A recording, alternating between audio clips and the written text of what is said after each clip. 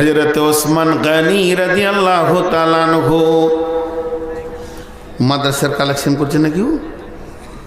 মাদ্রাসা ওই কোথাকার তুমি? ওকে কেন দিচ্ছেন? মাদ্রাসা কালেকশন দিয়েছে? রাস্তায় যাবো, অনেকগুলো লোক আছে, সেখানে যাও তুমি। আমি তালবিলিম বলে হটাইলাম, আর উপর ঢুকে যায়, 1 টাকা দেবেন না, আদত খারাপ হয়ে যাবে। রাসূলুল্লাহ সাল্লাল্লাহু আলাইহি ওয়াসাল্লাম সব দান করতেন, যে আসতো তাকে দিয়ে দিতেন নাকি? এটা মাদ্রাসার একটা জালসা চলছে, সেখানে যদি ভিকিরি 50টা ঢুকিয়ে দেয় তো কি অবস্থা হবে? যাও তুমি, যাও ওইদিকে যাও, বিশাল মেলা চলছে, মেলাতে চলে যাও। দেখেন, মুসলিম জাহানের 3য় খলিফা হযরত ওসমান গনি রাদিয়াল্লাহু তাআলা আনহু নিজে গেছেন গম বিক্রি করতে মার্কেটে, লোক পাঠায়নি, নিজে প্রাইম মিনিস্টার, প্রধানমন্ত্রী, তিনি গেছেন গম বিক্রি করতে। তো গমের বস্তাটাকে খুলে দাঁড়িয়ে আছে, পাইকার রাস্তা বলছে, কত নেবে জি, দাম কি লাগবে জি? আর উনি খালি একটা ভাষা ব্যবহার করছে, একটু ঘুরে আসেন, বাজারটা উঠুক, একটু ঘুরে আসেন, বাজারটা উঠুক, একটু ঘুরে আসেন। এই বলতে বলতে বলতে বলতে এটা হলো গম পটি, আলু পটি, পেঁয়াজ পটি, এটা হলো কাপড় পটি, ওইটা হলো মাছ মাংসের পটি, এক একটা পটি থাকে।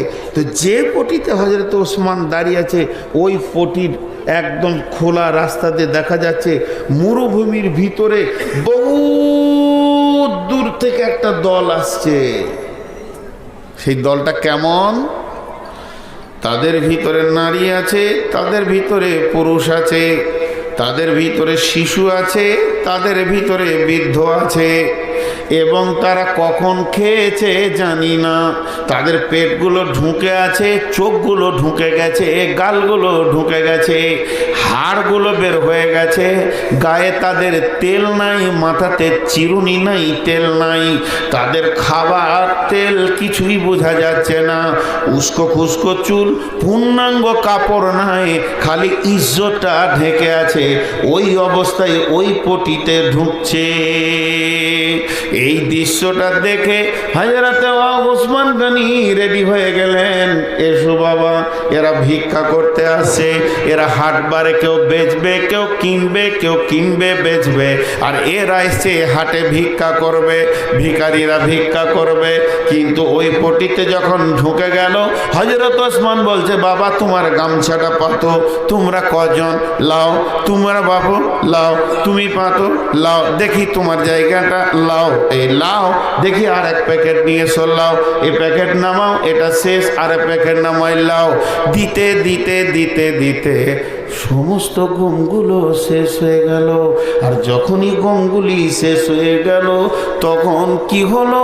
পাইকাররা এসে বলছে, নবীর জামাতা ওসমান, এটা কোন ধরনের ব্যবহার? আপনি হলেন একজন রসুলের সাহাবী, আপনি রসুলের জামাই, আবার মুসলিম জাহানের খলিফা, আপনি হলেন মদিনার প্রধানমন্ত্রী, এত বড় কাজ কেমন করে করলেন? ওই গরিবগুলো ক টাকা আপনাকে দিয়েছে, কতটা মূল্য দিয়েছে যে ওদেরকে আপনি মালটা দিয়ে দিলেন? আর আমরা হলাম এলাকার বড় বড় ব্যাপারী, আমরা বড় বড় পাইকার, আমাদেরকে কেন দিলেন না? হযরত ওসমান উত্তরে বলছে, বন্ধুরে শোনো, আমি ওদেরকে বিক্রি করিনি, এই মালটা বিক্রি করেছি আমার আল্লাহকে, আল্লাহ তাবারাক ওয়া তাআলা, আর সঙ্গে আমি বিজনেস করেছি। ইন্নাল্লাহা আশতারা মিনাল মুমিনিনা আনফুসাহুম ওয়া আমওয়ালাহুম বিআন্না লাহুমুল জান্নাহ। সাহাবীদেরকে ওয়াজ নসিহত করতে হয়নি? আমাদের ঈমান দুর্বল, এই জন্য ওয়াজ নসিহত করে করে গরম করতে হচ্ছে। মাঝে এই বিষয়ের ওপরেই 2 মিনিট একটা আলাদা কথা বলে নিচ্ছি। সেটা কি? বিষয় একই। আপনাদের আমতলা এলাকায় কলমে লেখালেখি আছে? আছে? বেটিদেরকে ফাঁকি দিয়ে বেটাকে লিখে দিলে জমি জায়গা আছে? বড় বেটাকে ফাঁকি দিয়ে ছোটকাকে মেরে দিলে ঘরটা আছে? জি। আল্লাহ তাবারক ওয়া তাআলা বলছেন তোর তো মাল লয়, তুই লিখবি কি করে কার কতটা মাল? আমি যে ফারাইজটা তোকে দিয়েছি কোরআনে, এইটাকে তোকে ফলো করে চলতে হবে।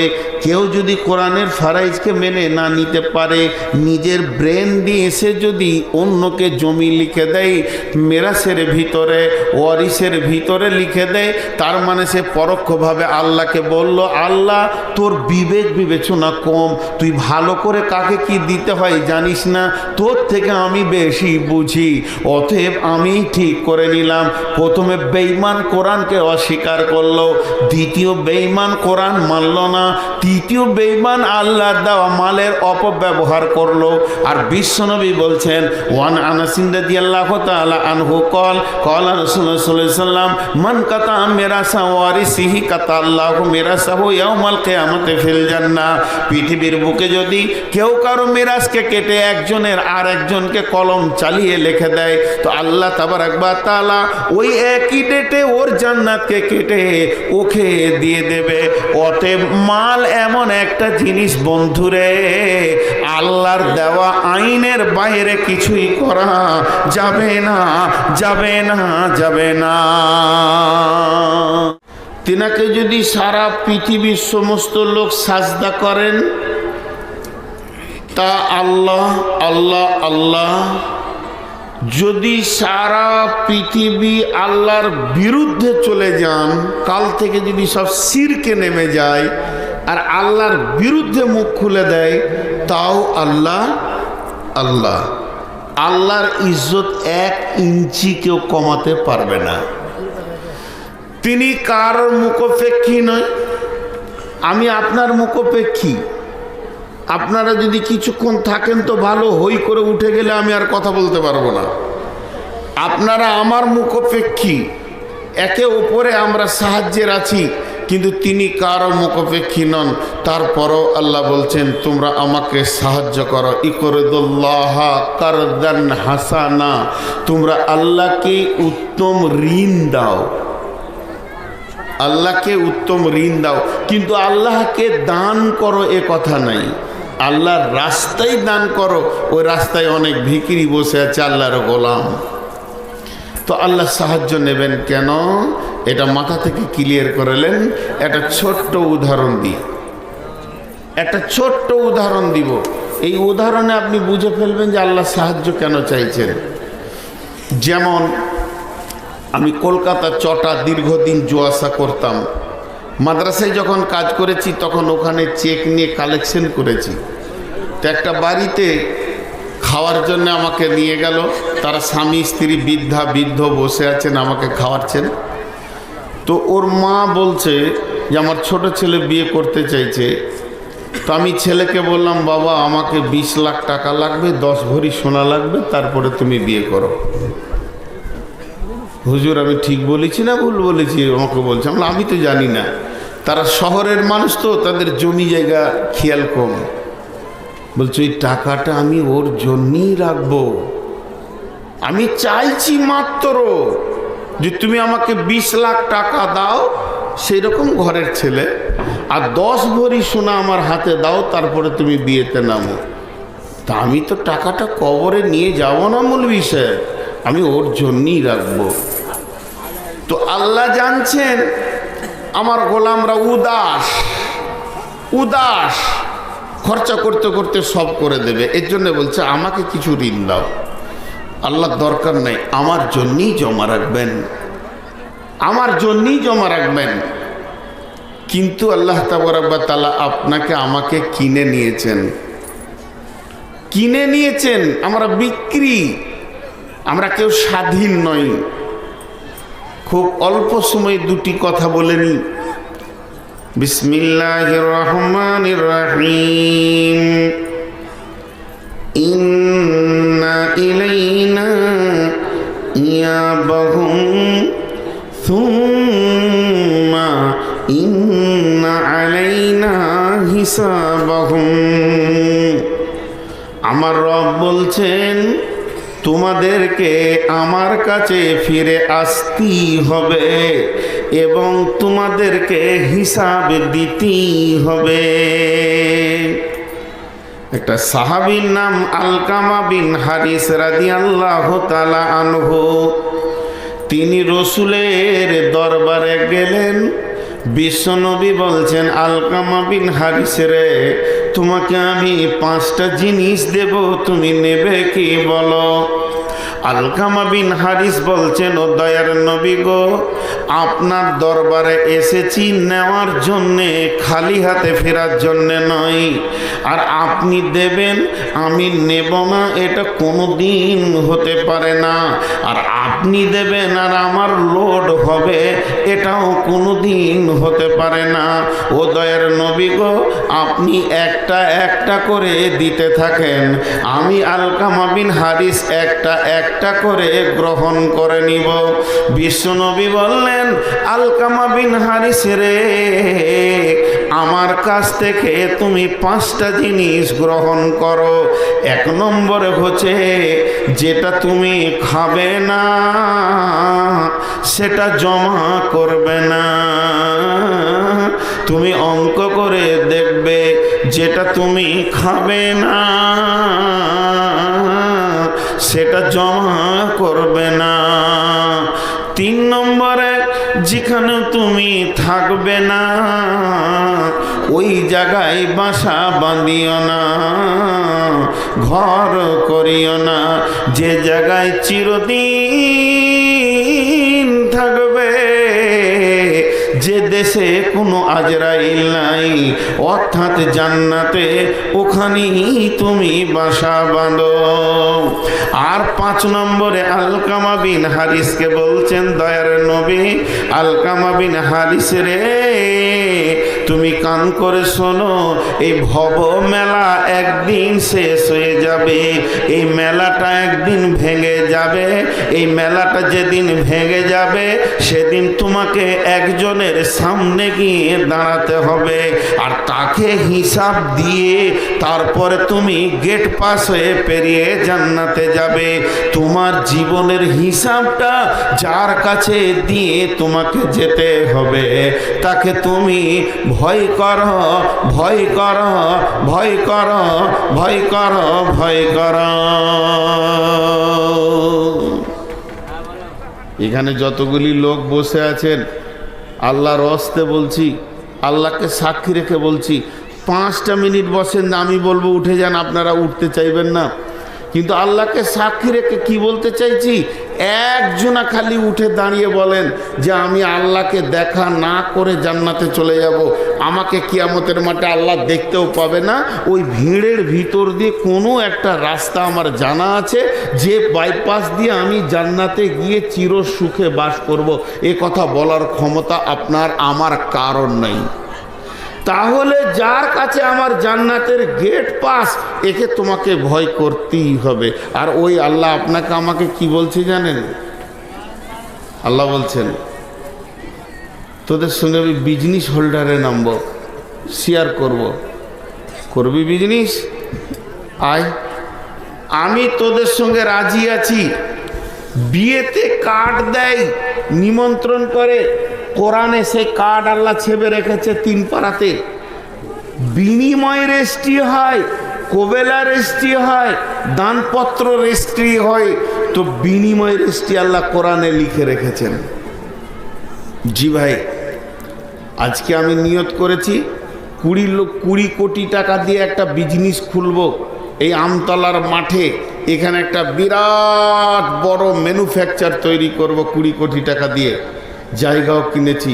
আমতলার কোনো ছেলে বলছে, হুজুর আপনি একা কেন করবেন বিজনেসটা, আমাকেও সঙ্গে নেন। আমি বললাম সঙ্গে নেওয়া যাবে, আমাকে 2 দিন টাইম দাও। কেন আমি টাইমটা নিলাম? আমতলাতে আমার আত্মীয় আছে, আমতলাতে আমার লোক আছে, আমার জামাই আছে, আমি তার সঙ্গে একটু শেয়ার করব।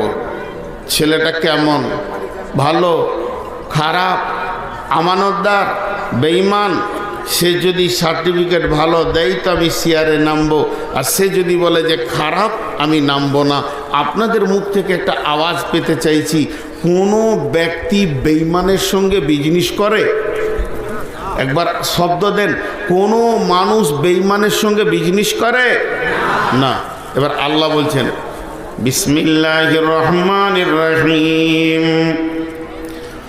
ইন্নাল্লাহা আশতারা মিনাল মুমিনিনা আনফুসাহুম ওয়া আমওয়ালাহুম বিআন্না লাহুমুল জান্নাহ। কত দামি কথা! স্বয়ং জিবরাইল নয়, মিকাইল নয়, ইসরাফিল নয়, আজরাইল নয়, কোনো ফেরেশতা নয়, কোনো নবী নয়, আখিরি পয়গাম্বর পর্যন্ত নন। এই বিজনেসটাকে করতে চাইছে আপনার আমার সঙ্গে, যিনি করতে চাইছেন তিনি স্বয়ং আল্লাহ বলছেন, হে মুমিনের দল, তোদের সঙ্গে আমার বিনিময়ে বিজনেস চলবে। তোরা কি আমার সঙ্গে বিজনিতে আসতে রাজি? এখানে আল্লাহ কাফেরের সঙ্গে বিজনেস করবেন না, জালেমের সঙ্গে করবেন না, ফাসেকের সঙ্গে করবেন না, মুনাফিকের সঙ্গে করবেন না, বেঈমানের সঙ্গে করবেন না। প্রথম নম্বর শর্ত রেখেছে, আমার সঙ্গে যদি বিজনেস করতে আসিস তোকে ফর্ম ফিল আপে প্রথমেই লিখতে হবে আমি নূর মোহাম্মদ মুমিন। আর নিজেকে যখন তুই মুমিনের দাবি করতে পারবে তো আমি আল্লাহ তোর সঙ্গে বিজনেসে নেমে যাব, তোর সঙ্গে বিজনেস করব। কেমন করে করব এটা পরের কথা হবে। তুই প্রথমে মুমিন কিনা এই কথাটা একবার আমাকে জবাব দে।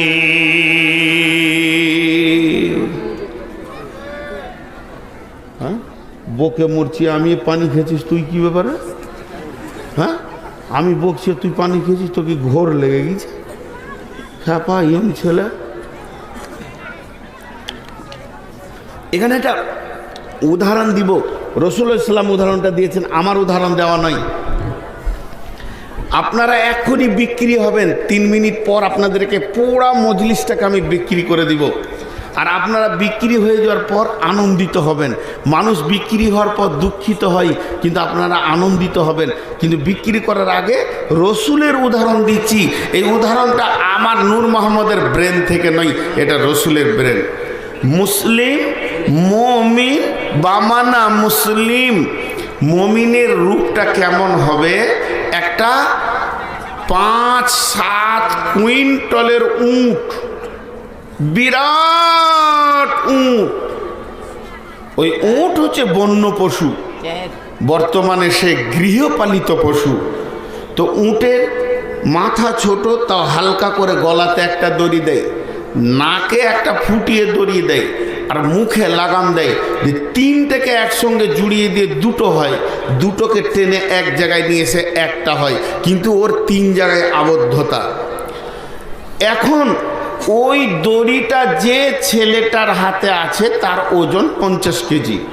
ও হলো 7 কুইন্টলের 14 ভাগের 1 ভাগ ছেলেটা। এখন শক্তিতে উটটা বেশি, ছেলেটা কম। তারপরেও ওই দড়িটা যখন ছেলেটার হাতে চলে আসে তখন উটের একটা বিবেক, বিবেচনা, উদ্দীপনা পশু হিসেবে যতটাই আছে, উটটা বুঝতে পেরে নেই যে এই বাচ্চাটাই আমার মালিক। আমার ব্রেনের আর কোনো মূল্য নাই, আমার যুক্তির মূল্য নাই, আমার বুদ্ধির মূল্য নাই, আমার তর্কের মূল্য নাই।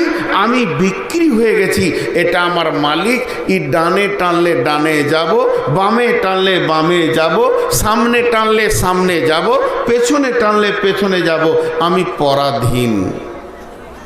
বিশ্বনবী বলছেন, উটটি যেমন নিজেকে বিক্রি করে দিয়ে মালিকের অধীনস্থে নিজের জিন্দেগিটাকে ফেলে দেয়, স্বাধীন বলে সে কিছুই রাখে না, তার মালিক যেদিকে টানে সেই দিকে যায়। ওই উটটাকে আরবিতে মুসলিম বলা হবে, অখি মুমিন বলা হবে। মুমিনের গুণ হবে ওই উটের মতো। আপনারা সবাই আমার সঙ্গে একবার মুখ খুলেন, সবাই, কেউ মুখ বন্ধ রাখবেন না। কালেমা শাহাদাতের একবার সাক্ষী দিব সবাই। যিনি মুখ বন্ধ রাখবেন, আমি আল্লাহর ওপরে ভরসা করে বলছি, তেনাকে আমি মুমিন বলবো না, তিনি এর ভিতরে বসে আছেন অন্য কাস্ট, হিন্দু, বেঈমান। একটা ইমানদার কালেমা শাহাদাতের সাক্ষী ছাড়া থাকতে পারে না। একবার সবাই মহব্বতের সঙ্গে বলি আশহাদু আল্লাহ, সবাই বলেন আশহাদু আল্লাহ ইলাহা ইল্লাল্লাহু ওয়া আশহাদু আন্না মুহাম্মাদান আবদুহু ওয়া রাসূলুহু। আর একটু সাউন্ডটা বাড়ান, জোরে বলেন আশহাদু আল্লাহ ইলাহা ইল্লাল্লাহু ওয়া আশহাদু আন্না মুহাম্মাদান আবদুহু ওয়া রাসূলুহু। আমরা বিক্রি হয়ে গেলাম, এক্ষুনি বিক্রি হয়ে গেলাম কার কাছে? না, মাবুদের কাছে, আল্লাহর কাছে। যখন কোনো মুসলমান কালেমা শাহাদাতের সাক্ষী দিয়ে দেবে, ওর জান আর ওর মাল আর ওর থাকবে না।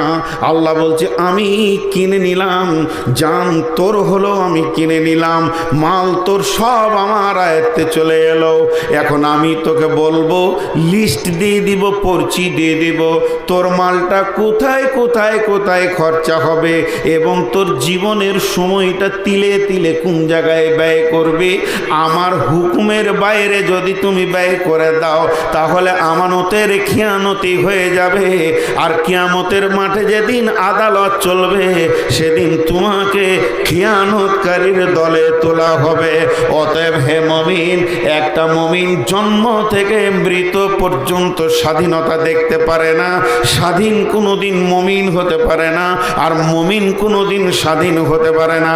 একটা মুমিনের পোশাক হবে আল্লাহ যেটা বলবে, একটা মুমিন চলবে আল্লাহ যেমন ভাবে বলবে। আল্লাহ দাঁড়াতে বলেনি, ওই জায়গায় দাঁড়ানো যাবে না। আল্লাহ কোরআনে বলেছেন ফালা তাকরাবা ওয়ালা তাকরাবু ফাহিশা মা জাহারা মিনহা ওয়া মা বাতান। হে মুমিনের দল, যেখানে প্রকাশ্যে এবং গোপনে কাবিরা গুনাহ হয়, যেখানে তাস চলছে, যেখানে জুয়া চলছে, যেখানে মদ চলছে, যেখানে প্রকাশ্যে সুদ চলছে, যেখানে রান্ডিরা প্রকাশ্যে হেসে খেলে দুলে দুলে হাসছে, যে জায়গায় অবাধ মিলামিশা চলছে, একটা মুমিন ওই জায়গায় দাঁড়িয়ে তার জীবনের 5টা সেকেন্ড ক্ষয় করতে পারে না, যেহেতু তার সেকেন্ডগুলো আল্লাহ কিনে নিয়েছে। কিসের বিনিময়ে কিনেছেন? জান্নাতের বিনিময়ে কিনে নিয়েছে। মুমিন যদি তুমি ওই জায়গায় ব্যয় করে দাও, আল্লাহর সঙ্গে চুক্তিটা তোমার কেটে যাবে, তুমি জান্নাতে যেতে পারবে না, তোমার সময় সেকেন্ডগুলো আল্লাহর রাস্তায় ব্যয় হবে। অতএব আজকের যেমন অবাধ মিলামিশা চলবে, ওলা তাকরাবা, আল্লাহ তাআলা বলছেন ওলা তাকরাবা হাজিহি সাজারাতা। আল্লাহ তাবারাক ওয়া তাআলা বলছেন হে মুমিন তুমি শুনে নাও, ওই জায়গায় তুমি দাঁড়িও না। কুল তাআলাউ আতলু মা হাররামা রাব্বুকুম আলাইকুম আল্লা তুশরিকু বিহি শাইআ ওয়া বিল ওয়ালিদাইনি হিসানা ওয়া লা তাকতুলু আওলাদাকুম মিন ইমলাকিন নাহনু নারযুকুকুম ওয়া ইয়্যাহুম ওয়া লা তাকরাবুল ফাওয়াহিশা মা জাহারা মিনহা ওয়া মা বাতান। খবরদার, প্রকাশ্যে এবং গোপনে যেখানে গুনাহ চলবে, মুমিন তোমাকে যেন ওই জায়গাতে পাওয়া না যায়।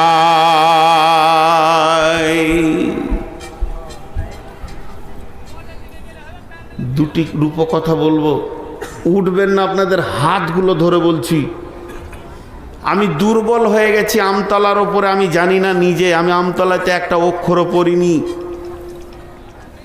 1 মিনিট প্রসঙ্গবিহীন দুটি কথা বলে নি।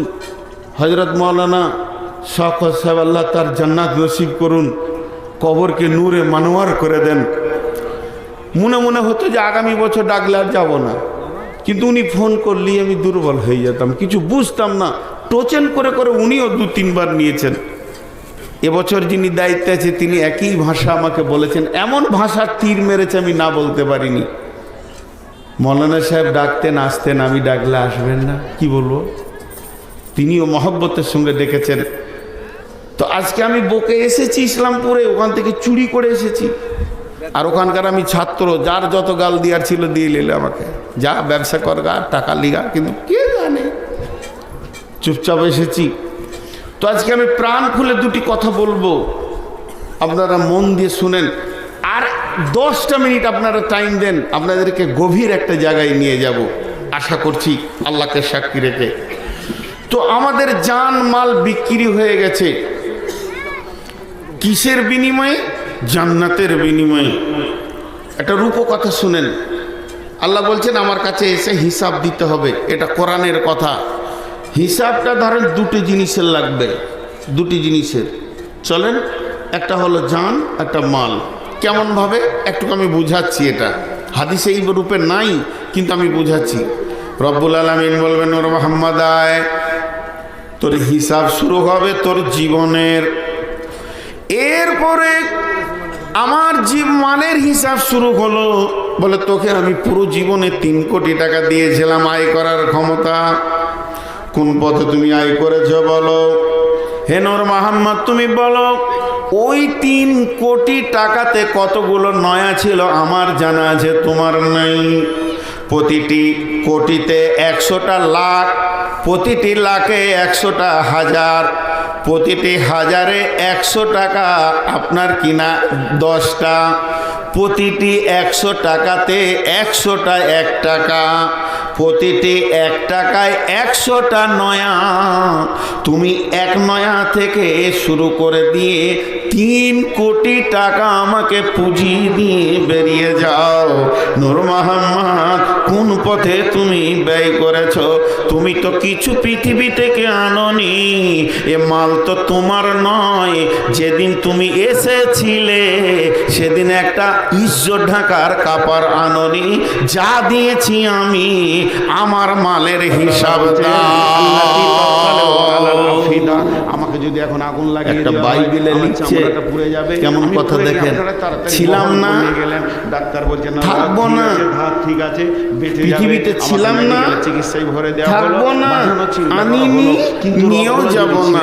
গলা শ্বাসগুলো যদি কেটে 4 বছরের একটা ছেলে ন্যাংটা রাস্তা দিয়ে কিছুক্ষণের মধ্যে আমাকে কাপড় নাই ঢলে পড়তে হবে, পুরা ন্যাংটা মারছে দৌড় রোড দিয়ে। ওর নানা দূরে থেকে বলছে টাকা পড়ে গেল হে, খুঁজছে, খুব খুঁজছে। তখন ওর নানা কান ধরে বলছে তোর গায়ে কাপড় আছে, পকেট আছে, টাকা এনেছিলি, খুঁজছিস কি? তুই যখন কিছুই আনিসনি তো খুঁজছিস কি? যার কিছু আনার ক্ষমতা নাই তার খুঁজার কিছু আছে কি?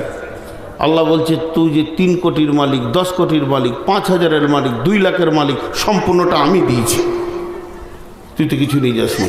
তো ছিলাম না, থাকবো না, আনিনি, নিয়েও যাবনি। বাংলাদেশের এক বিজ্ঞানী ইংল্যান্ডে ছিল, করোনায় আক্রান্ত হয়ে কোয়ারেন্টাইনে 24 ঘন্টা কাটিয়েছে। কোন কোয়ারেন্টাইনে ছিল আল্লাহ জানে। তার একদিনের 24 ঘন্টার খরচা হয়েছে 72 লক্ষ টাকা। 72 লক্ষ টাকা বাংলাদেশ মানি খরচা হয়েছে। সে কোটি কোটি বিলিয়ন মিলিয়নের ডলার। যখন তার সামনে বিল আনা হয়েছে পাউন্ডটাকে অঙ্ক করে দেখছে, বাংলাদেশের মানি 72 লক্ষ টাকা। গালে হাত দিয়ে বসে আছি, ডাক্তার এসেছেন, সার্জন এসেছেন, বলছে আপনি তো সুস্থ, এখন পূর্ণাঙ্গ সুস্থ, এত কেন চিন্তিত? তবে কি আপনি বিলটাকে নিয়ে চিন্তিত হয়েছেন? বিজ্ঞানীটা চোখের পানি ছেড়ে বলছে ভাইয়া আমি বিল নিয়েও চিন্তিত নই, বর্তমানে আমার মাবুদ আমাকে এত টাকার মালিক করেছে, প্রতিদিন 10 কোটি করে খরচা করলেও আমার এতটুকু টাকা কমবে না। আমি বিলটাকে নিয়েও চিন্তা করিনি, আমি নিজেকে নিয়েও চিন্তা করিনি। আমি যেটা চিন্তা করছি, আমার বয়স চলছে 78। এই 78 বছর বয়সে 78টা বছর গেছে, প্রতিটি বছরে 365 করে দিন গেছে। শুধু একটা দিন আপনারা আমাকে আপনাদের সেবায় রেখেছেন, তার জন্যে 72 লক্ষ টাকা আপনি আমাকে ঋণী করেছেন। তাহলে আমি আমার 78 বছর বয়সে 77 বছর 11 মাস 29 দিন আর 77 বছর 364 ৬৫ দিন আমি আল্লাহর অক্সিজেনে ছিলাম, তাহলে আমি আল্লাহর কাছে কত টাকা ঋণী হয়ে আছি।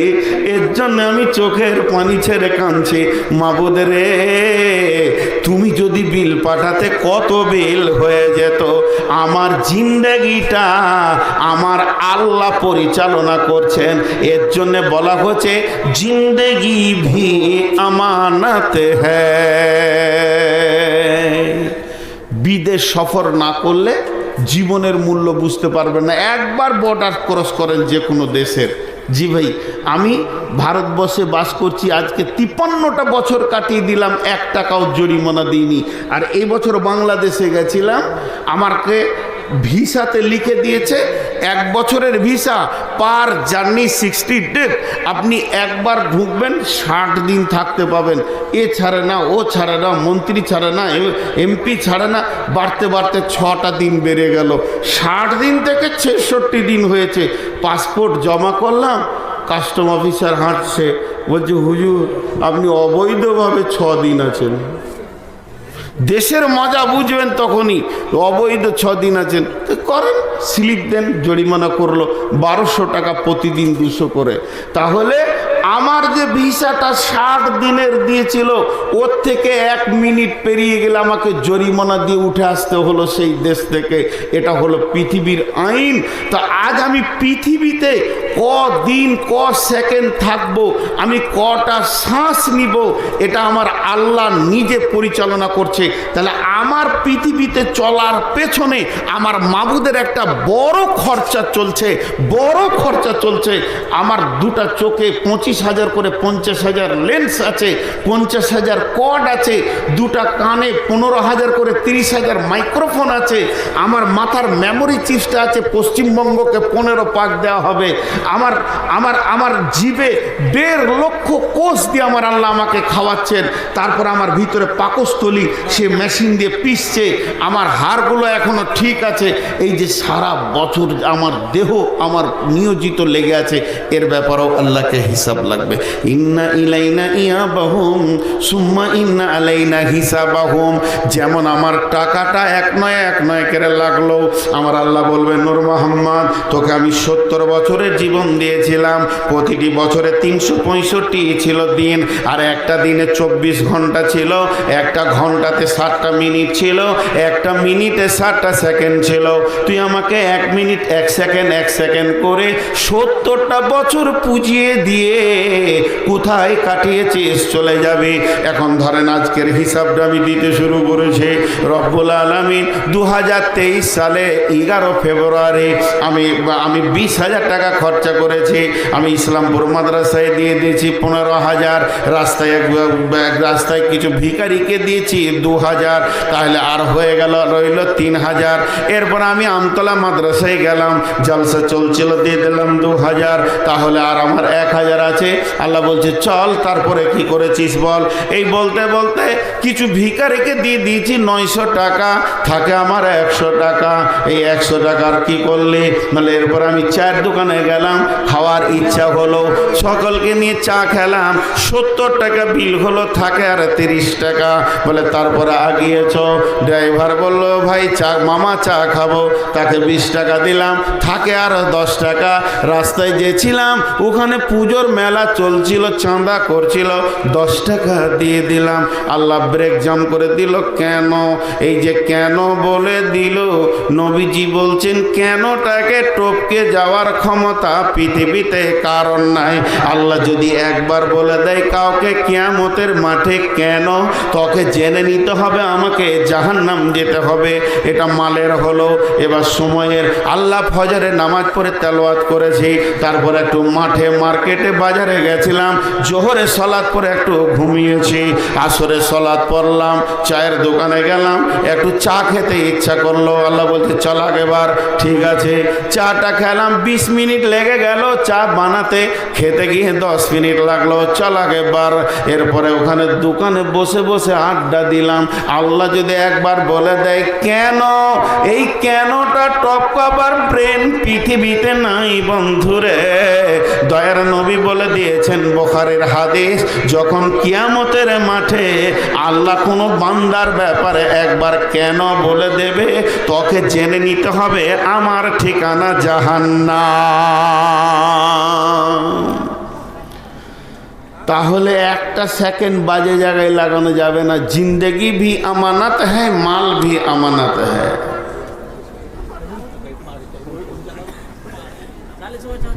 আরে ভাই, জালসার মঞ্চে জালসা হচ্ছে না, নাটকের মঞ্চে জালসা হচ্ছে, দুরুম দারুম দুরুম দারুম লেগেই আছে পিছে তোদের।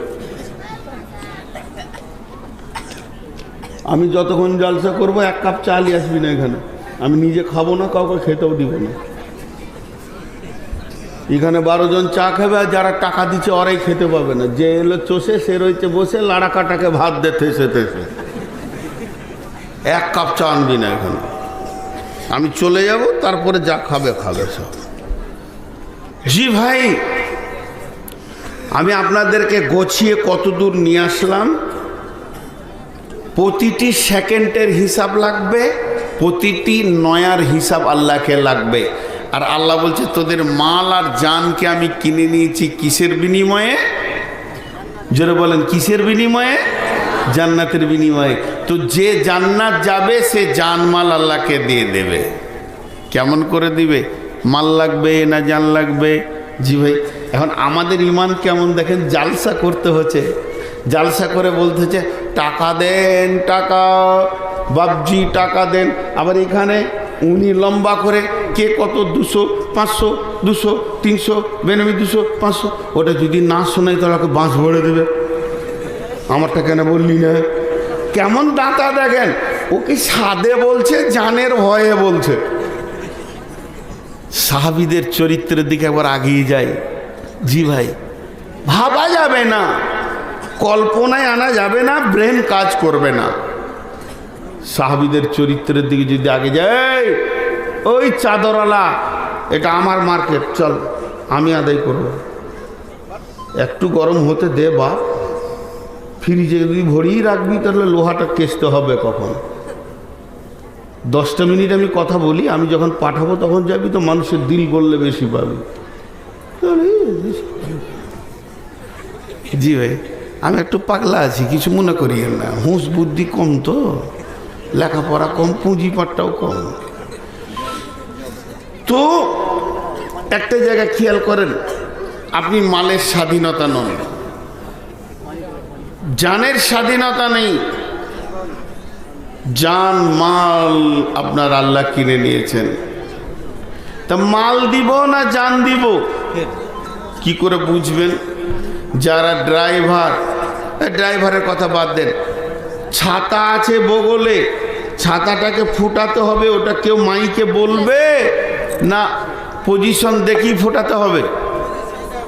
হ্যাঁ, যখন পানি পড়তে লাগবে তখন জালসা করতে হবে না, ফটাসকে ফুটিয়ে দেবে। পানি পড়তে লাগলেও ফুটাবে। আবার যদি পানিটা ডান দিকে মারে তো ছাতাটা ওইদিকে অটোমেটিক আসবে, জালসা করে বলতে হবে না, ছাতাওয়ালা এখন পানিটা ডান দিকে আসছে, ওদিকে তুমি দাও, বলতে হয়। এদিকে হুঁশ আছে। বিয়ে পড়িয়ে দিয়ে শ্বশুর বাড়ি যাওয়ার কথাকে বলতে হয় জালসা করে। হেড মৌলানা বলে আছে শ্বশুর বাড়ি যাও না, হ্যাঁ বলে না, ঠিক টাইমে টাইমে টিপ মারছে, ও সব হুঁশ আছে, খালি মাদ্রাসায় কখন টাকা দিতে হবে ওইটা ভুলে গেছে, জালসা করে বলতে হচ্ছে। চলেন, দক্ষ ড্রাইভার ওই যে রাস্তা দেখে বুঝে নেই গাড়িকে কোন গিয়ার দিতে হবে। দক্ষ ড্রাইভার ওই যে রাস্তা দেখে বুঝে নেই গাড়িকে কোন গিয়ার দিতে হবে। দক্ষ প্রেমিক ওই যে বিবির মুখ পানে তাকালে বুঝে নেয় বিবি কি চাইছে, কাপড় লাগবে না ওষুধ লাগবে। দক্ষ প্রেমিক ওই যে বিবির মুখ পানে তাকালে বুঝে নিবে কাপড় চাইছে না ওষুধ চাইছে। দক্ষ প্রেমিকা ওই যে স্বামীর দিকে তাকালে বুঝে নিবে আমার স্বামী এখন ঘরে ডাকছে না মার্কেটে ডাকছে। এগুলো মুখ দিয়ে বলার কথা নয়, তেমনি আল্লাহর প্রেমিক যে হবে তার বিবেক বলবে এখন কি আল্লাহ চাইছে। আল্লাহ তাবারাক ওয়া তাআলা এর জন্য বলেছেন ইকাতিলুনা ফি সাবিলিল্লাহি ফায়াকতুলুনা ওয়া ইউকতালুনা ওয়া'দান আলাইহি হাক্কান ফিত তাওরাতি ওয়াল ইনজিলি ওয়াল কুরআন।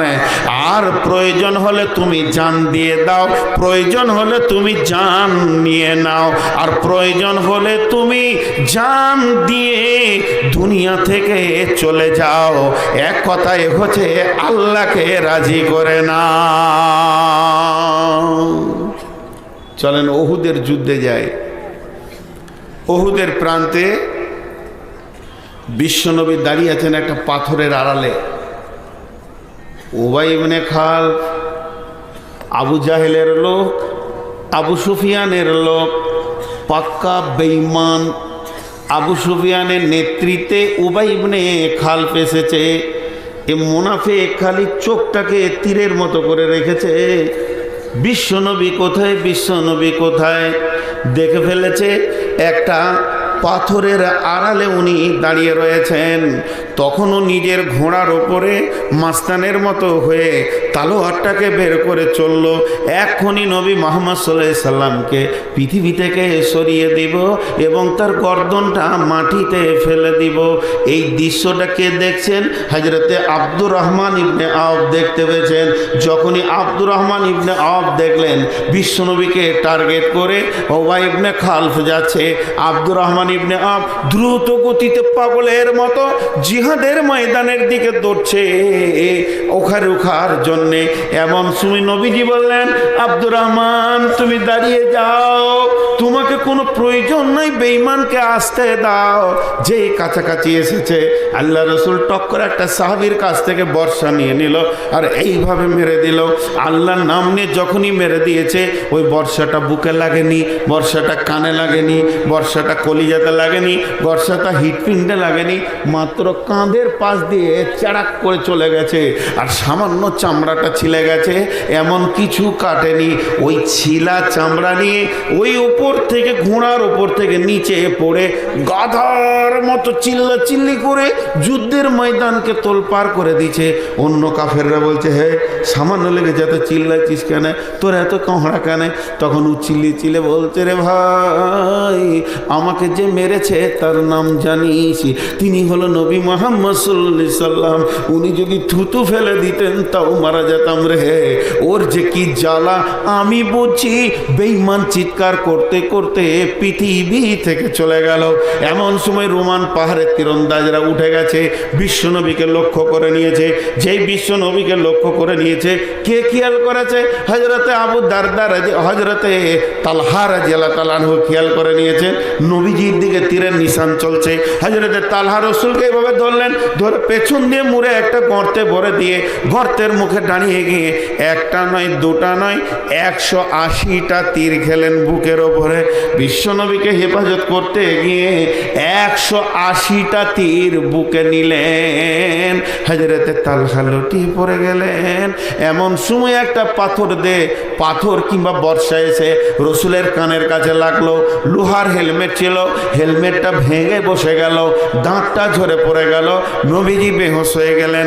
মুনাফিকরা এলান করে দিয়েছে নবী মুহাম্মদ মারা গেছে, আর উহুদের প্রান্তে নবী মুহাম্মদ নাই। কিন্তু হযরতে আলী দূরে এসে দেখছেন রসুল বেহুশ অবস্থায় পড়ে রয়েছেন। হযরতে ফাতিমা খেজুরের পাতাগুলোকে পুড়িয়ে ছাই করে করে ক্ষত জায়গায় লাগাচ্ছেন। আর এমন সময় হযরতে আলী ঢালে করে পানি নিয়েছে রসুলের মুখে ছিটা দিচ্ছেন। হযরতে এইদিকে কাজ চলছেন। এমন সময় আবু বকর ধরে এসে রসুলের কাঁধে একটা হাত রাখলেন, মাথাতে রেখে দাঁতটাকে রেডি করেছে, হেলমেটটাকে টেনে বের করবেন।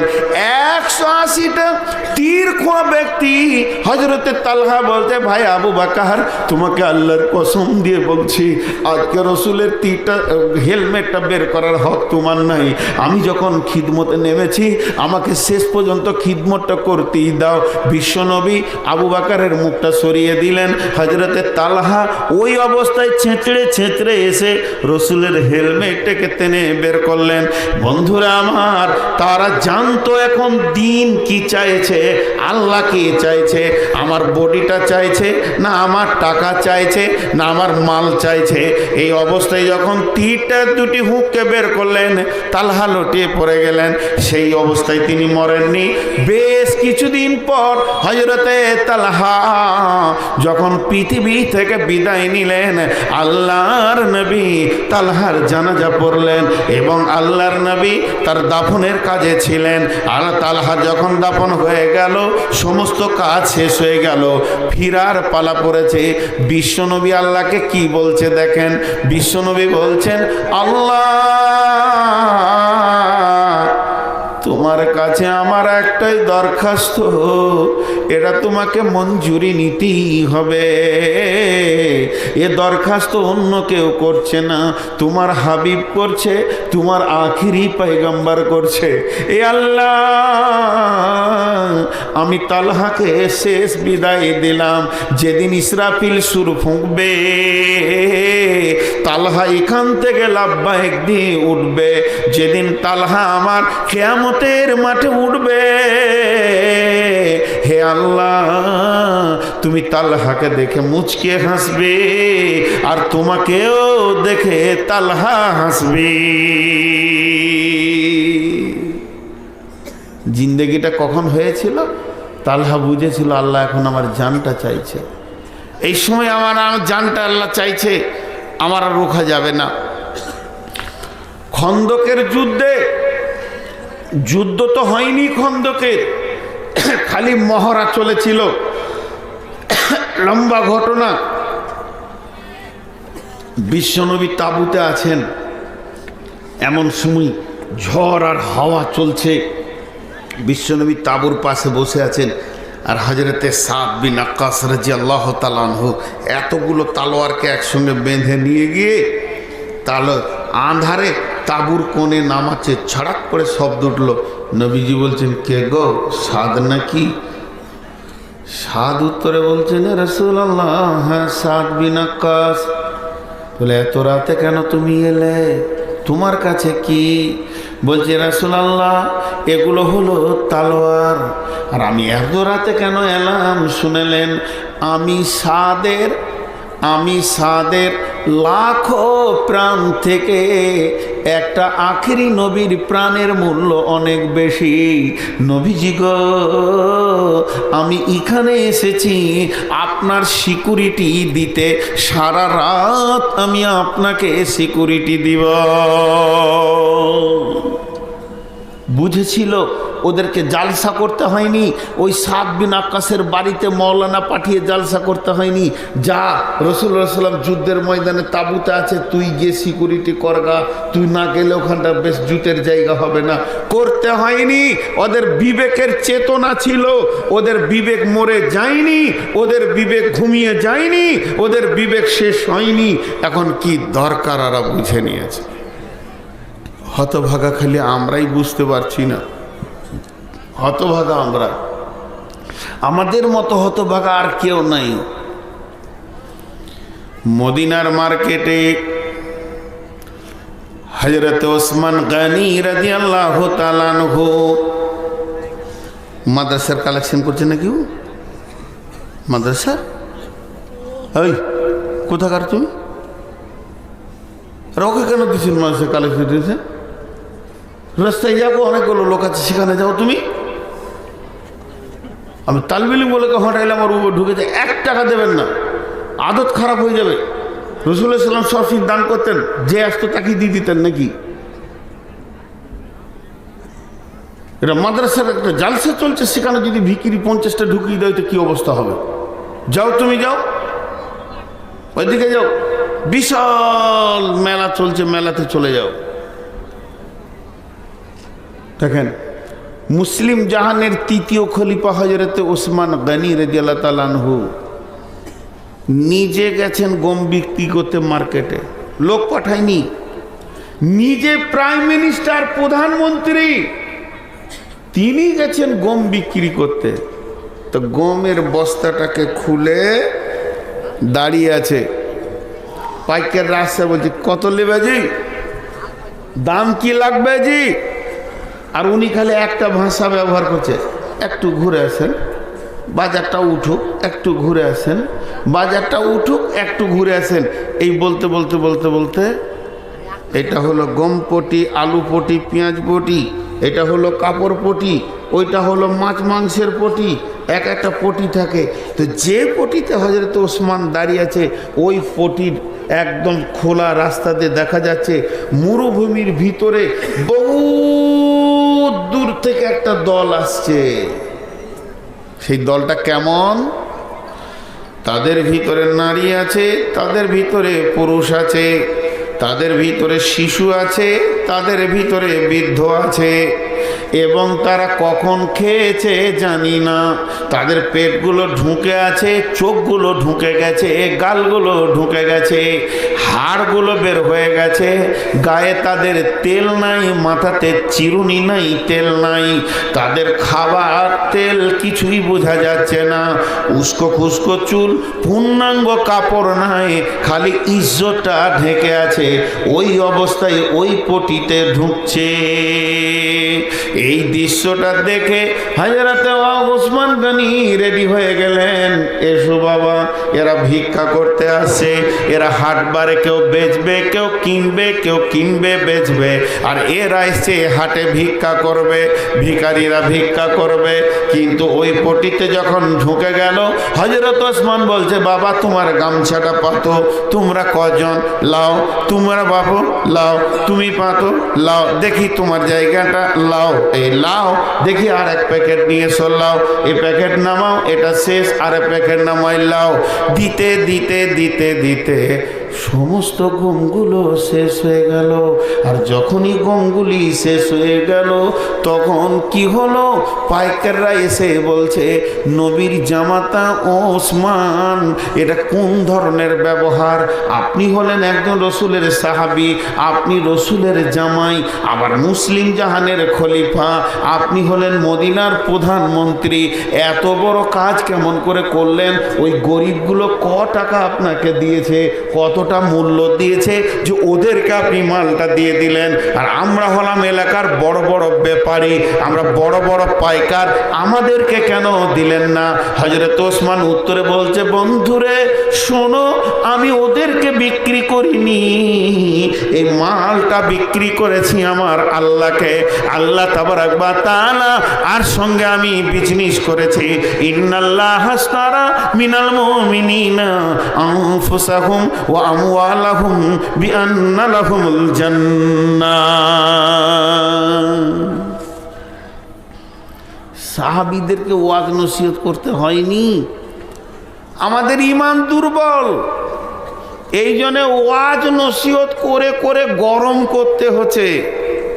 মাঝে এই বিষয়ের ওপরেই 2 মিনিট একটা আলাদা কথা বলে নিচ্ছি। সেটা কি? বিষয় একই। আপনাদের আমতলা এলাকায় কলমে লেখালেখি আছে? আছে? বেটিদেরকে ফাঁকি দিয়ে বেটাকে লিখে দিলে জমি জায়গা আছে? বড় বেটাকে ফাঁকি দিয়ে ছোটকাকে মেরে দিলে ঘরটা আছে? জি, আল্লাহ তাবারাক ওয়া তাআলা বলছেন, তোর তো মাল লয়, তুই লিখবি কি করে কার কতটা মাল? আমি যে ফারাইজটা তোকে দিয়েছি কোরআনে, এইটাকে তোকে ফলো করে চলতে হবে। কেউ যদি কোরআনের ফারাইজকে মেনে না নিতে পারে, নিজের ব্রেন দিয়ে এসে যদি অন্যকে জমি লিখে দেয়, মেরাসের ভিতরে, ওয়ারিসের ভিতরে লিখে দেয়, তার মানে সে পরোক্ষভাবে আল্লাহকে বলল, আল্লাহ তোর বিবেক বিবেচনা কম, তুই ভালো করে কাকে কি দিতে হয় জানিস না, তোর থেকে আমি বেশি বুঝি, অতএব আমি ঠিক করে নিলাম। প্রথমে বেঈমান কোরআনকে অস্বীকার করলো, দ্বিতীয় বেঈমান কোরআন মানল না, তৃতীয় বেঈমান আল্লাহর দেওয়া মালের অপব্যবহার করলো। আর বিশ্বনবী বলছেন, ওয়ান আনাস রাদিয়াল্লাহু তাআলা আনহু কল কল রাসূলুল্লাহ সাল্লাল্লাহু আলাইহি ওয়াসাল্লাম, মান কাতা মিরাসা ওয়ারিসিহি কাতা আল্লাহু মিরাসাহু ইয়াউমাল কিয়ামাতি ফিল জান্নাহ। পৃথিবীর বুকে যদি কেউ কারো মিরাসকে কেটে একজনের আর একজনকে কলম চালিয়ে লিখে দেয়, তো আল্লাহ তাবারাক ওয়া তাআলা ওই একই ডেটে ওর জান্নাতকে কেটে ওকে দিয়ে দেবে।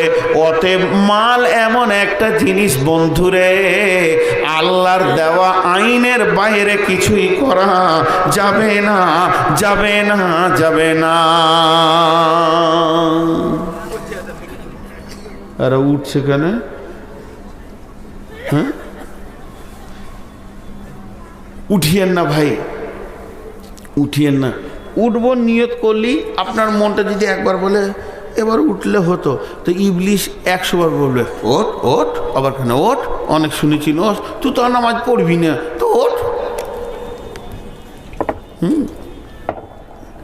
জিলাপি টিলাপি খাগা, ঘর যা, ছেলে পিলে আছে, চলে গেল।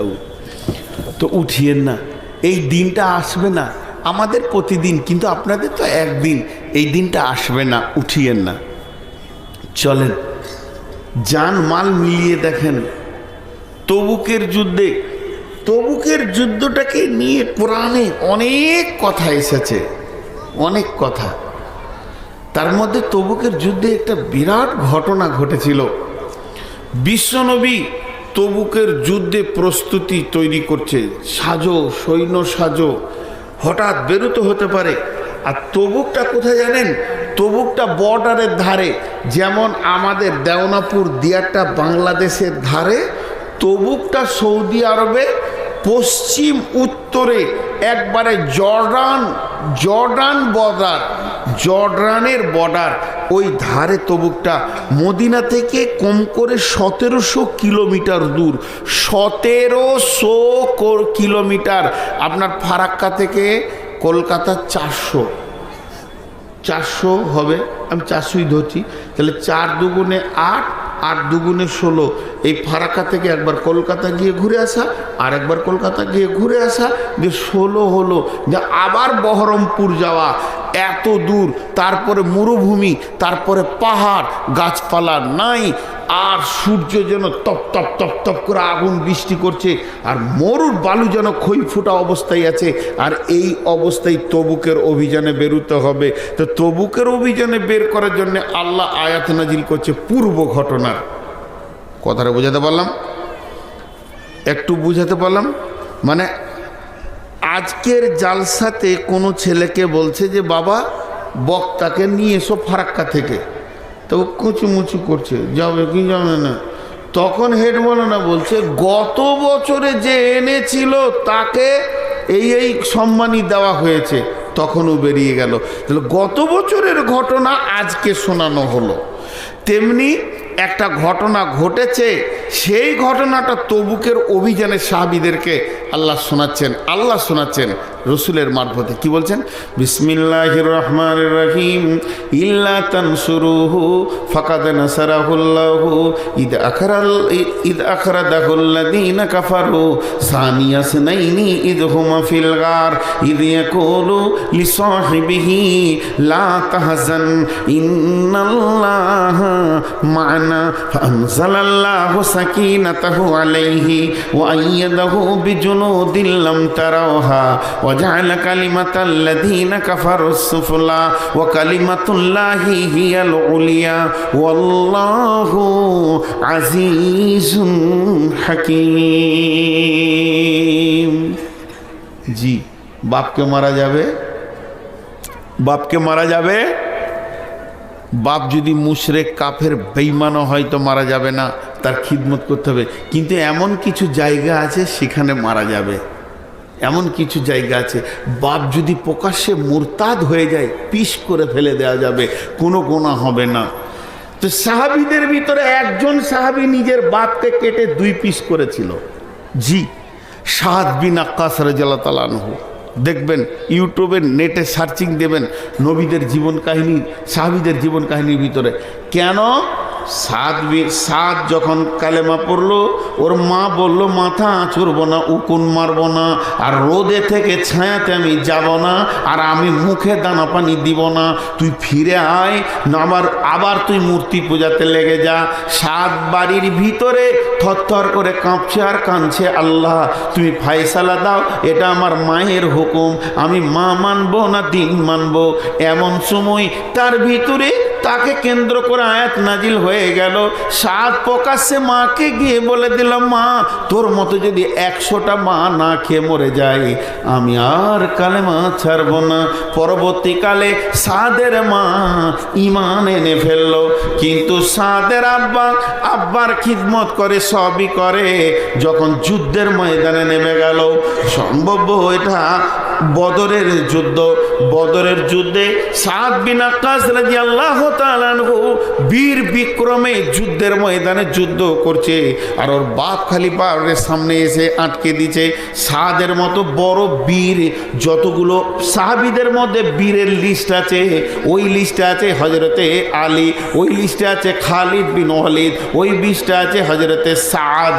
তো সাদের মতো একটা যোদ্ধা, সে যখন যুদ্ধ করতে ওর বাপ খালি সামনে এসে দাঁড়িয়েছে আর তালোয়ারটা ঝাড়তে পারছে না, তাহলে তো ইসলাম চলে যাবে হাত থেকে। কি করা যাবে? সাদ দেখলো আর বেঈমানকে পৃথিবীতে রাখা যাবে না, একটা কোপ মেরে বাপকে যখন 2 পিস করে দিল, বীর বিক্রমে যুদ্ধ করলো। এবার বুঝে নিল কি, ছোটাতে হায় হায় হায় হায় শুরু গেল মদিনাতে, যে সাদ নিজের বাপকে কেটে ফেলেছে। বিশ্বনবী মৌনতা অবলম্বন করে নিলেন। কি হবে রে সাদ? এমন সময় কোরআনের আয়াত নাজিল হয়ে গেল, সাদ কোনো বাপকে কাটেনি, বরং মুশরিককে জিহাদের ময়দানে কেটেছে। যে তার দ্বীনের বিরুদ্ধে, আল্লাহর বিরুদ্ধে কদম রাখে, তার কদমকে সরিয়ে দিতে কোনো অসুবিধা নাই। সেই রকম একটা ভয়ানক রূপ ধারণ করলো কোনটাকে? উহুদের, বদরের যুদ্ধে, তবুকের যুদ্ধটাকে কেন্দ্র করে। কারণ তবুকের অভিযান ছিল অনেক দূরে।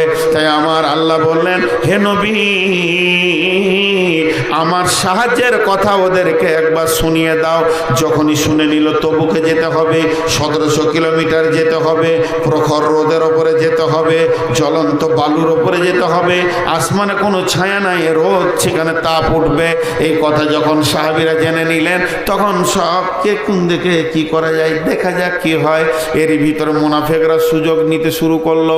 মুনাফিকরা কানে কানে ফিস ফিস করে, যাবি না, খবরদার যাবি না, রোদে পুড়ে মরে যাবি রে, পায়ের ছাল থাকবে না, জ্বলে যাবি, পুড়ে যাবি, 1700 কিলোমিটার হাঁটতে হাঁটতে তোর কলজে পুড়ে যাবে রে। এরা তখন মুনাফিকগুলো এইরকম কাজ চালাতে শুরু করলো। আমার আল্লাহ বললেন, নবী হে,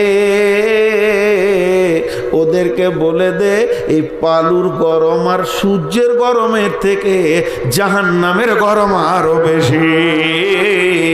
এটা ওরা মানবে কিনা দেখেলে।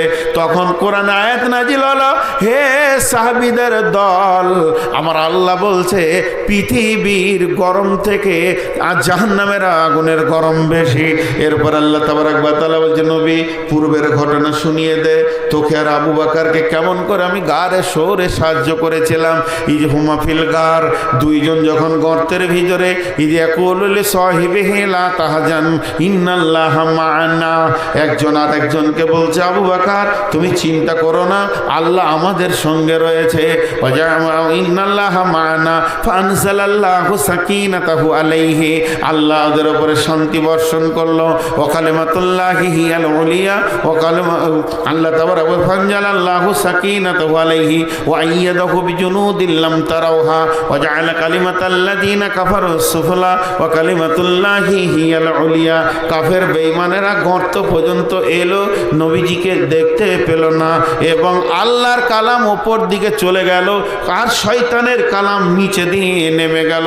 আল্লাহু আজিজুন হাকীম, আমার আল্লাহ হলেন সব থেকে বড় কৌশলবিদ, হিকমতওয়ালা। এই ঘটনাটা তবুকের যুদ্ধে নয়, এই ঘটনা অনেক আগে। তখন কেবল ইসলামের প্রচার চলছে, হিজরতের ঘটনা।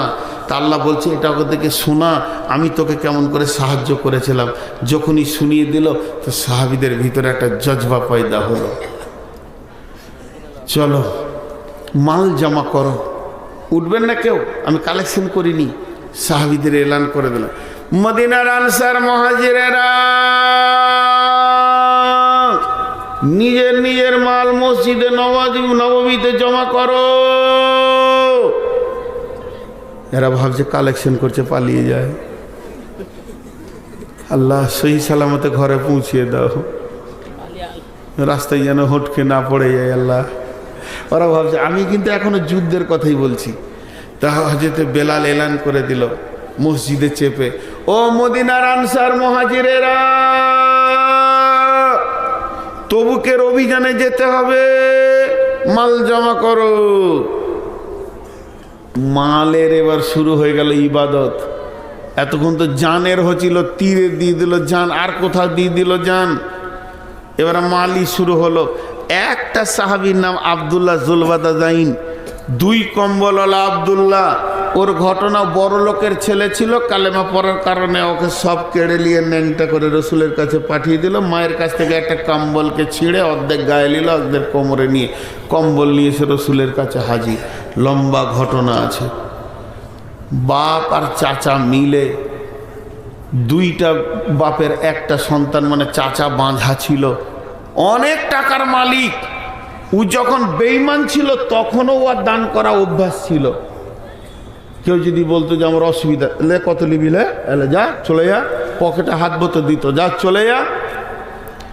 সেই আব্দুল্লাহ জুলবাদাজাইন কোটিপতি ঘরের ছেলে, এখন 2 দিন 3 দিন 5 দিন খেতে পায় না, আসাবে সুফাদের সঙ্গে থাকে। তার 2টি কম্বল ছাড়া আর কোনো সম্বল নাই। নিচেটা খুলে দেবে তো পাছা নাঙ্গা হবে, গায়েরটা খুলে দেবে তো গা চলে যাবে। এদিকে মসজিদে নববীতে মালের ঢেরি চলছে, ওদিক থেকে একটা লাইন লেন, হুজুর এটা আমার মাল, এটা আমার মাল, ইয়া রাসূলুল্লাহ এটা আমার মাল, ইয়া রাসূলুল্লাহ এটা আমার মাল। এদিকে শিশুতে দিচ্ছে, বৃদ্ধতে দিচ্ছে, জওয়ানে দিচ্ছে, সকলে দিচ্ছে। মেয়েদের লাইন আলাদা পড়ে গেছে। মেয়েরা কানেরগুলোকে তাড়াতাড়ি করে খুলছে, নাকেরগুলোকে খুলছে, হাতেরগুলোকে খুলে নিয়ে এসে, ইয়া রাসূলুল্লাহ এটা আমার মাল, নবীজিকে দোয়া করে দেবেন, আল্লাহ আমাদেরকে জান্নাতের অলঙ্কারে সাজিয়ে দেবে, এ মাল দরকার নাই। মালের ঢেরি পড়তে শুরু করেছে, যার যা আছে সে জমা করছে। আব্দুল্লাহ ওই কম্বলওয়ালা, ও খালি উঠছে একবার করে আবার বসছে, উঠছে আর বসছে, মানে ওর ভিতরটা বেচৈনি শুরু হয়ে গেছে। কেন গো, ওর দান করা অভ্যাস ছিল, এখন কিছুই নাই। এটা দিয়ে দিলে তো ন্যাংটা হয়ে যাব, এটা দিয়ে তো গা খালি হয়ে যাবে, কী দিব রে, আবার বসছে। কিছুই নাই রে, আজকে কি একটু মাল, একটা খেজুরও যদি থাকতো আমার কপালে, ওটা না খেয়ে জমা করতাম, তাও এই মালে আমার নামটা শরিক হতো আল্লাহর কাছে। উঠা বসা করতে করতে করতে করতে থাকতে পারলে না, টুকটুক করে হেসে রসুলের সামনে মাথা নাম করে দাঁড়িয়েছে। মাথা নামও করে রসুলের সামনে দাঁড়িয়েছে। নবীজি বললেন, ছোট করে বলছে, আব্দুল্লাহ তুমি, বেশি কিছু লম্বা চওড়া বলেননি, বলেছে আব্দুল্লাহ তুমি। যেই বলেছে আব্দুল্লাহ তুমি, তো ভিবড়ে ডুকরে কেঁদে উঠেছে, ভিবড়ে।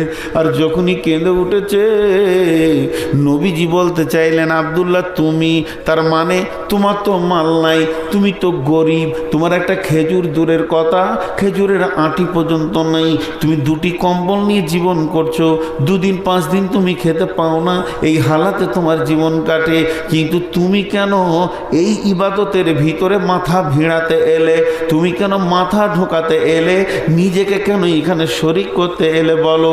এ আব্দুল্লাহ তুমি যখনই বলেছে, আব্দুল্লাহ চোখের পানিতে কেঁদে বলছে, ইয়া রাসূলুল্লাহ অনেকক্ষণ থেকে আমার দিল বেচৈন হয়ে গেছে, আমি নিজেকে সামলাতে পারছি না, উসখুস উসখুস উসখুস করে করে করে করে সময়টা কাটালাম। ও দয়ার নবী গো, আমার কাছে একটা জিনিস আছে, যদি আপনি গ্রহণ করে নেন তো আমি ধন্য হয়ে যাব। নবীজি বলেন, আব্দুল্লাহ কি দেবে তুমি বলো। বলে, রাসূলুল্লাহ আমার জানটাকে আল্লাহর জন্য নিয়ে নেন। আমার জানটা নিয়ে নেন, আমার যখন মাল নাই তো জান দিয়ে দিব, আমাকে আপনি জিহাদে যেতে পারমিশন দেন, আমি শহীদ হব। নবীজি বলেন, চলো তোমাকে নেওয়া হলো। জিহাদে যাই নেওয়া হলো বলে যদি খুশিতে মনে হচ্ছে ওর ঈদ হয়ে গেল, হাসছেও, আমি জিহাদে যাব রে। তো এটা মুতার যুদ্ধ ছিল। তো মুতার যুদ্ধে খোলা আকাশে বেশ কিছুদিন ছিলেন, থাকার কারণে ও জ্বর হয়ে গেল, এমন জ্বর হলো আর বেঁচে উঠলো না, মারা গেল। বিশ্বনবী জানাজা পড়ালেন, বিশ্বনবী জানাজা পড়ানোর পর রাত্রিতে লাশটা কবরে রাখা হচ্ছে। এমন সময় লাশ নিয়ে সবাই কবরের দিকে যাচ্ছে, আর হজরতে বেলালের হাতে লাঠি, লাঠির ওপর একটা কাপড় দিয়ে চর্বি টর্বি দিয়ে আগুন জ্বালিয়ে দিয়েছে। ওটার নাম হচ্ছে মশাল। মশাল জেলে ও সমস্ত মুসল্লিদেরকে রাস্তা দেখাচ্ছে। এমন সময় কবরের থেকে একটা শব্দ আসছে, তোমরা তোমাদের ভাইকে ধীরে ধীরে নিয়ে এসো। হজরতে বেলাল বলছে, গলার শব্দটা চিনা চিনা লাগছে। আমি মজলিসকে ফেড়ে ভিতরে গিয়ে দেখলাম ওটা অন্য কেউ নয়, আল্লাহর নবী কবরে নেমেছেন লাশটাকে নেওয়ার জন্যে। বিশ্বনবী এইভাবে বললে, তোমাদের ভাইকে আমার কোলে তুলে দাও। আর নবীজি এইভাবে নিলেন। কেউ বলছে কবরে রাখা দাফনের পর, কেউ বলছে না হাতটাকে আসমানের দিকে করে দিলেন। নবীজির ক্ষমতা 360টা পুরুষের ক্ষমতা ছিল ওনার শরীরে। এইভাবে হাতটাকে তুলে লাশটাকে তুলে বলছে, আল্লাহ আজকে এই আব্দুল্লাহ জুলবাতা জাইন আমার কাছে ছিল, আজকে আমি আব্দুল্লাহ জুলবাতা জাইনকে আপনার কাছে জিম্মায় দিয়ে দিলাম। আমার জিম্মায় ছিল, আপনার জিম্মায় দিয়ে দিলাম। ও দয়াল মাবুদ গো, আমি তোমার হাবিব একটা ছোট দরখাস্ত করছি, আমার দরখাস্তটা মঞ্জুরি করে নিও। আজকে রাত্রিতে এই পর্যন্ত এই সেকেন্ডে আমি আব্দুল্লাহর উপরে রাজি ছিলাম, তুমিও রাজি হয়ে যাও। এই জীবনগুলো কি? এই জীবনগুলোর মূল্য কি? জি, আমরা আজকে ইসলামও বুঝি না, আমার জানটা কোথায় লাগাবো এটাও বুঝি না, আর আমার মালটা কোথায় লাগাবো এটাও বুঝি না। আমাদের বোধ ক্ষমতা ব্রেন থেকে উড়ে চলে গেছে। জি, আর আমরা খালি বুঝি কি, চারিদিকে মাথার চুলগুলোকে নেড়া করে লাও, আর মাথার মাঝে লম্বা চুল রেখে লাও, আর লেড়কিড়ি পেছনে ঘুরে বেড়াও। তিনটে জেনে রয়েছে, কিন্তু আমরা নিজেদেরকে শরীয়তের আবদ্ধতায় আনতে পারছি না। জি, যদি কেউ একটা উল্টা পাল্টি কিছু বলে তো পেছন থেকে বলবে, মার ওকে মার, যত টাকা লাগে দিব। মার্ডার করার জন্য টাকা দিবে, মার না রে, মার, ওর চোপাতে লাত মার, যত টাকা লাগে দিব। কিন্তু আল্লাহর কালাম পাকের জন্য এরা টাকা দিবে না। নীরব বিপ্লব, নীরব জিহাদ। জি, নীরব জিহাদ। আজ আমার জান আমার লয়, আমার মাল আমার নয়, এ জান মাল আমি আল্লাহকে দিয়ে দিয়েছি। জি ভাই, অতএব আমি আপনাদের সামনে অনেক কথা বললাম, দীর্ঘ 1.5 ঘন্টা হয়ে গেল, 1.5 ঘন্টা হয়ে গেল। তো আমি বায়ান ছাড়িনি, আমি আপনাদের সামনে ছোট ছোট কয়েকটি ঘটনা বললাম। আর একটা ঘটনা আপনাদের সামনে তুলে ধরি, এখান থেকে আপনাদের চেতনার দরজাতে যদি একটু খুলে চলে যাবেন না আল্লাহর গোলাম রসুলের উম্মত। একটা যুবক আসলেন, এসে রসুলকে বলছেন, ইয়া রাসূলুল্লাহ, আমি কয়েকদিন ছেলে মেয়ে নিয়ে ফ্যামিলিতে খেতে পাইনি, কিছু আছে তো দেন। নবীজি বলছেন, বাইতুল মালে কিছু নাই সোনা, যা ছিল সব শেষ। ইয়া রাসূলুল্লাহ, আমি অনেক ক্ষুধার্ত আছি, উঠিয়েন না ভাই, উঠিয়েন না। নবীজি বলেন, এক কাজ করো, তুমি আমার জামাই ওসমানের বাড়িতে যাও। যখন ওসমানের বাড়িতে ওই ব্যক্তিটা গেল, এবার দরজায় ধাক্কা দিবে, কলিং বাজাবে, আর ওসমান বেরিয়ে আসবে। যেই দরজায় ধাক্কা দিতে গেছে, এমন ভিতর থেকে একটা সাউন্ড আসছে। সাউন্ডটা কি? হযরতে ওসমান তার বিবিকে বকছে, আর বিবিটাকে জানা মানা আপনার আমার ঘরের মেয়ে নয়, রসুলের বিটি উম্মে কুলসুম, রসুলের মেয়ে উম্মে কুলসুম, রসুলের কলিজার টুকরা উম্মে কুলসুম, একে বকছে কে না?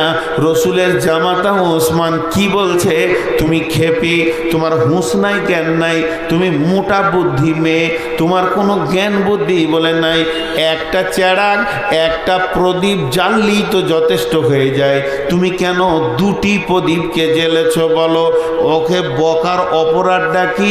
কোনো মাল নষ্ট করে দেয়নি, বিরাট কিছু ক্ষতি করে দেয়নি, বড় কিছু গুনাহ করেনি, শুধু একটা প্রদীপ, একটা চেরাগে কাজ চলে যাবে, রাতটা 2টি জ্বেলে দিয়েছে। এর জন্য ওকে বাঘের হুঙ্কারের গর্জন দিয়ে বকছে। এই যুবকটা মনে মনে করছে, ওরে আল্লাহ, যার ঘরে দুটো চেরাক জ্বললে এত বকে, তা সে আবার আমাকে দান করবে? সে আমাকে দান করবে? নিজের বিবিকে বকছে, রসুলের বেটিকে বকছে, দান করবে? ও হাত গুটিয়ে সুরসুর করে পালিয়ে এলো রসুলের কাছে। সে মন খারাপ, তোমাকে কি দিয়েছে ওসমান? বলে, ওসমান ফের কি দিবে, মামলা খারাপ চলছে, ঝামেলা, দুটো চেরাক জ্বালানো নিয়ে আপনার বেটিকে বকছে।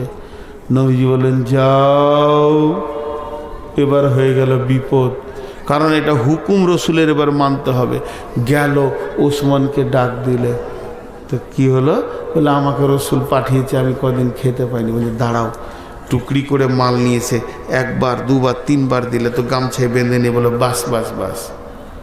এবার ওই যুবক বলছে, রসুলের জামাত ওসমান, আমার মনের ভিতরে একটা প্রশ্ন আছে, আপনাকে করবো। বলে, আমাকে প্রশ্ন কেন করবো, রসুল বেঁচে আছে যে?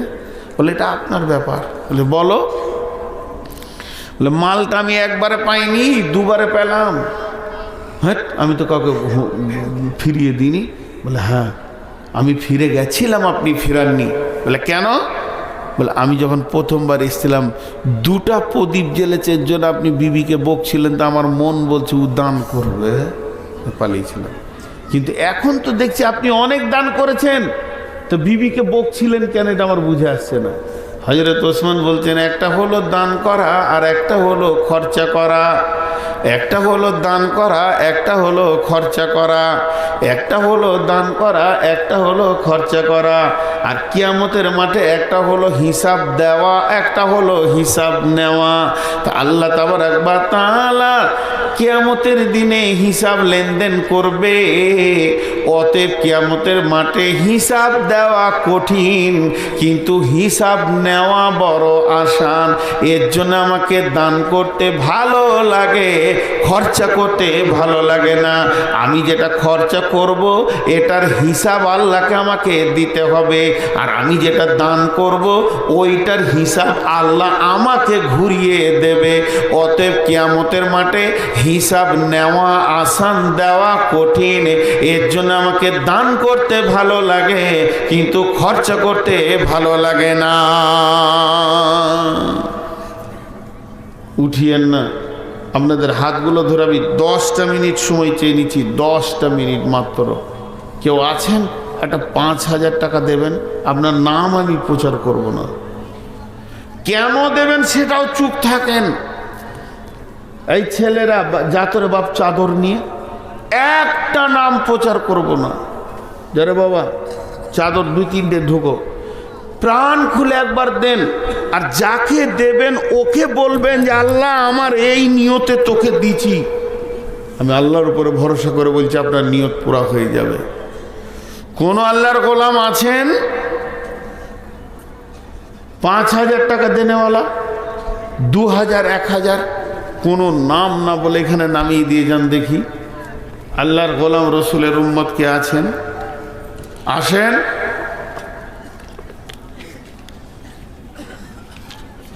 আল্লাহর গোলাম, রসুলের উম্মত, আল্লাহর ওয়াস্তে দেন। মাঝে আমি একটা এলান করে দিই, নিজের ব্যক্তিগত ভুলে গেছিলাম। আমি এখন হজ বা উমরা ট্রাভেলস নিজে খুলেছি, অনেক খরচা করে। যদি হজ বা উমরা কেউ করতে চান তো আমার নম্বরে যোগাযোগ করবেন। আমার নম্বর তো সবাই জানে, আর ইউটিউবাররা সব দিবে, কিন্তু নাম্বার দিবে না। খুব শিয়ানা মাল। এই আমার নাম্বারগুলো দিয়ে দেবে সব নিচে। সমস্ত ইউটিউবে যতগুলো আছে যেন আমার নাম্বারটা আমার নিচে থাকে, পরিষ্কার কথা। তো আমার নাম্বারে যোগাযোগ করবেন। বিশেষ করে আলেম ওলামাদের জন্য আলাদা ফ্যাসিলিটি থাকবে। গত বছরে 10-12 জন আলেম গিয়েছিলেন। আর আপনারাও যান, হজ বা উমরা যা করবেন, মক্কা মদিনার ইতিহাস আমি আপনাদের সামনে নিজে বক্তব্য রাখবো। এটা কি, ওইটা কি। একটা চাদর হবে না, আর 2টো চাদর দেন, তাহলে চট করে হয়।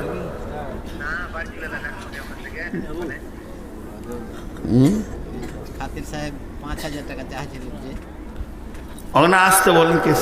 সাবিক সাহেব তো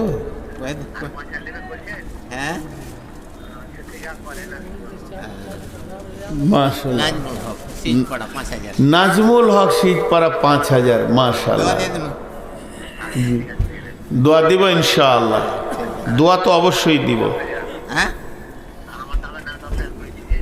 ও ওই আব্বাসুদ্দিন নামে 10,000 ওই ও আগে আগে আগে করেছে। আর কেউ আছেন এখানে 5000 দেনেওয়ালা? ঠিক ঠিক আছে। আপনাদের বক্তা নিয়ে আসেন, নাজমুল হক। বক্তা নিয়ে আসেন। আমি 10-এ ছেড়ে দেব, শরীর চলছে না, আজকে ডবল হলো তো মাথা ঘুরছে। তুই যাবে না হ্যাঁ এসে? না না পারবো না, শরীরটা কাঁপছে। কোনখানে আছো দেখি। জি আর কেউ আছেন আল্লাহর গোলাম? করে দিলাম 5000। হ্যাঁ ঠিক আছে।